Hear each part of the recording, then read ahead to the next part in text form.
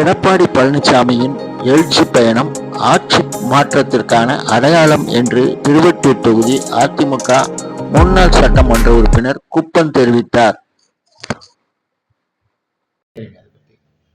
மக்கள் மத்தியில் மிகப்பெரிய வரவேற்பு. அதே 2021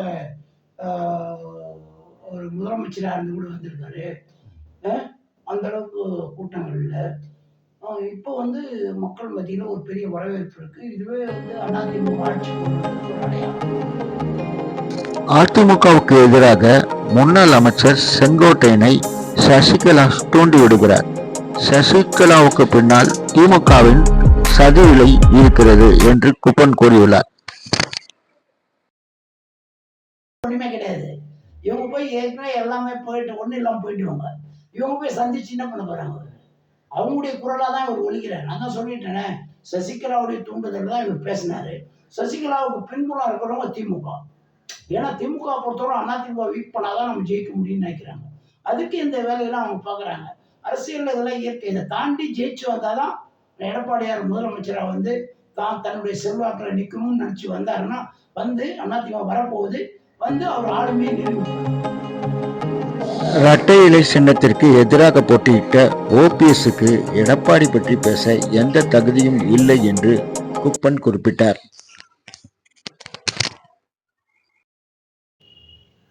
இது அவங்க பிரிந்து செல்ல. நான் சொல்ல வர்றது என்னன்னா, இந்த இயக்கத்துல அவங்க இந்த கட்சியில தப்பு பண்ணி பொதுக்குழுவாலேயே அவங்க நிராகரிக்கப்பட்டவர்கள் ஓபிஎஸ். சசிகலாவை சொல்ல தேவையில்லை. உங்களுக்கு ஆட்டோமேட்டிக்காக அவங்க இருந்தப்போ சிறைச்சாலைக்கு போயிட்டாங்க. அவங்க ஓரம் கட்டிட்டாங்க.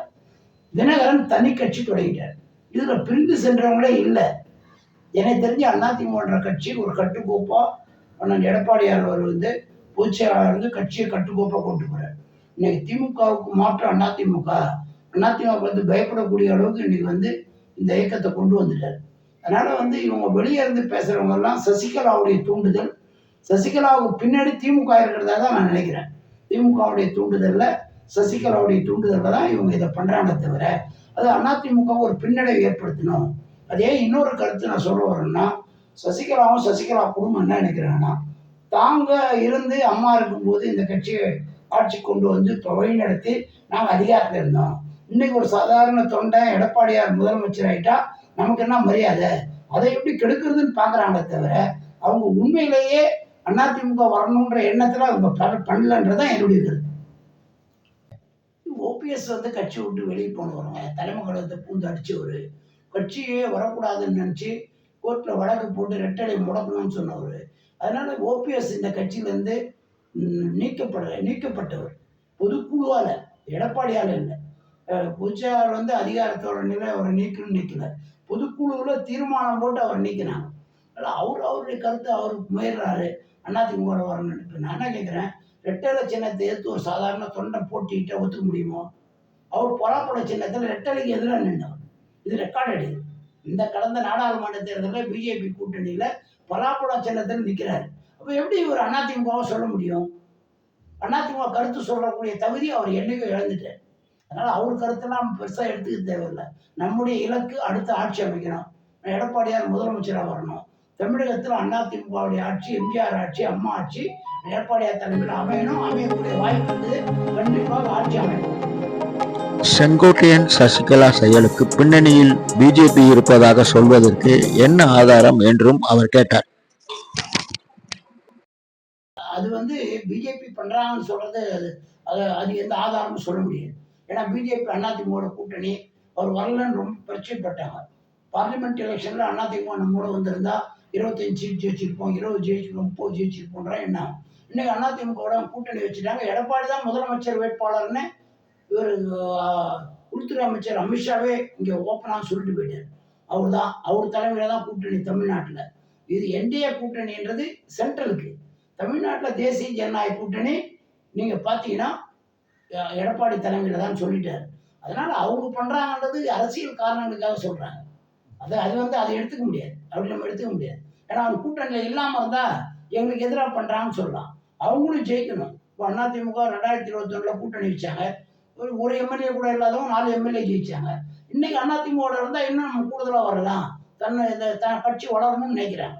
அதனால அதெல்லாம் வெளியே சொல்றதுக்குலாம் நம்ம கருத்து சொல்ல முடியாது. ஆக அது இல்லை. பீகார் தேர்தல்கள் முடிந்ததும் திமுக ஊழல்கள் தொடர்பாக ரெய்டுகள் நடக்கும் என்று குப்பன் எச்சரித்தார். திமுக ஆட்டி வச்சது பிஜேபி. அதுல யாரும் இல்லைன்னு மறுக்க முடியாது. அவர் பிஜேபியோட இருந்த கட்சி தானே. பிஜேபியும் திமுகவும் கூட்டணி இருந்து கருணாநிதி இருந்த போய் மறைக்க முடியுமா? ஆட்சி அதிகாரத்துல இருந்தாங்கல்ல. இதே முரசொலி மாறன் கூட 4 அமைச்சர் 3 அமைச்சர் இருந்தாங்களே, 5 வருஷம் இருந்தாங்களே. அதை முடிச்சுட்டு அப்படியே படுத்து வச்சு காங்கிரஸ் கிட்ட வந்தாங்க. காங்கிரஸ் கிட்ட 10 வருஷம் ஆட்சி அதிகாரத்தில் இருந்தாங்களே. மறுபடியும் காங்கிரஸ் தோக்க போகுது, மறுபடியும் பிஜேபி கிட்ட கேட்டாங்க. மோடி ஒத்துக்கல 2014. இல்லைன்னா அங்கேயும் வந்து இருந்திருப்பாங்க. தெரியுதுங்களா? ஆகமத்தில் திமுக வந்து அதிமுக பிஜேபி ஆட்டி வைக்கல. திமுக பிஜேபி இடத்துல சரண்டர் ஆயிருக்கு. அது இருந்த கட்சி திமுக. அது யாரும் இல்லைன்னு மறுக்க முடியாது. அவங்க அரசியல் காரணத்துக்காக பேசுறாங்க. இப்போ நேற்று வரலும் பேசுனாங்க. இன்னைக்கு அவர் இதில் டாஸ்மாக் ஊழல் வந்தவொடனே சரண்டர் ஆகி வாயை திறக்காம உட்காந்துருக்காங்க. இப்போ பேச சொல்லுங்களா? கூட பேச மாட்டாங்க. காரணம் தூக்கி உள்ள போறேன்னு சொல்லிட்டு போயிட்டாரு அமித்ஷா. 10 இடத்துல என்னென்ன மாதிரி ஊழல்னா, வெட்டி சிலையில ஊழல், கனிம வளத்துல ஊழல், டாஸ்மாக்ல ஊழல், இந்த மாதிரி எல்லாத்துலேயும் இவங்களை தூக்கி உள்ள பண்ண சூழ்நிலை வந்தா நடக்கும். ஆனால் இப்பவும் நடக்க வாய்ப்பு இருக்குது. பீகார் எலெக்ஷன் முடிஞ்ச உடனே திமுகவில் இருக்கவங்க சிறை போகிறதுக்கு வாய்ப்பு இருக்குதுன்றதான் என்னுடைய கருத்து.